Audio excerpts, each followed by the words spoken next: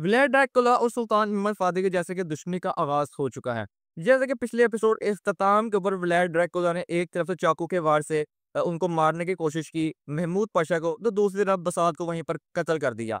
लेकिन यहाँ पर महमूद पाशा बच जाएंगे, वो सिर्फ जख्मी ही होंगे, जैसे कि इसके आने वाले एपिसोड का फर्स्ट ट्रेलर आ चुका है। और उसकी वजह यही होगी कि जो महमूद पाशा होंगे उन्होंने नीचे जर्रा पहनी होगी, जिसकी वजह से उनकी जान बच जाएगी। लेकिन यहाँ पर सुल्तान मोहम्मद फातिह काफ़ी ज़्यादा गुस्से में नज़र आ रहे थे ट्रेलर के अंदर, कि किस तरह कोई मेरे में सदर आज़म को इस तरह मारने की कोशिश कर सकता है। और वहीं पर उन्हें जो खंजर होगा कारामान एलची का, वो मिल जाएगा। लेकिन सुल्तान मोहम्मद फातिह ये बात जानते हैं कि इसके पीछे और कोई ना कोई वजह ज़रूर है। और साथ ही साथ एवॉर्डनेस अली बे भी हमें ये बात करते हुए दिखाई दिए कि हमारे दरमियान कोई ना कोई गद्दार ज़रूर मौजूद है जिसने इस काम सर अंजाम दिया है।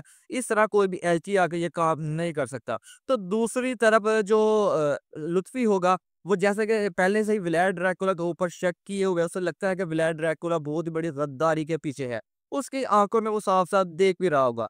इसी के चलते वो उसे फँसाने की कोशिश करेगा, लग भी यही रहा है कि वो उसको फँसा लेगा, जैसा कि ट्रेलर के अंदर व्लाड ड्रैकुला ये बात करता हुआ नज़र आया कि क्या उसने ज़र्रा पहनी हुई थी या नहीं। वहीं पर सुल्तान मेमन फातिह सारी बातें सुन रहे होते हैं। और सुल्तान मेमन फातिह व्लाड ड्रैकुला से पूछते कि तुम्हें कैसे पता कि महमूद पाशा ने ज़र्रा पहनी थी या नहीं, जबकि तुम तो वहाँ पर मौजूद ही नहीं थे। यानी इसका सीधा-सीधा आंसर यही मिलेगा कि इसको कत्ल करने के लिए महमूद पाशा को व्लाड ड्रैकुला ने ही सारा का सारा काम सर अंजाम दिया है। और ट्रेलर के अंदर ही सुल्तान मोहम्मद फातिह ने उसको एक गद्दार और कातिल भी बोला व्लाड ड्रैकुला को। अब देखना ये है कि व्लाड ड्रैकुला किस तरह अपनी यहाँ से जान बचा पाएगा, यानी किस तरह इस मंसूबे से बाहर निकल पाएगा।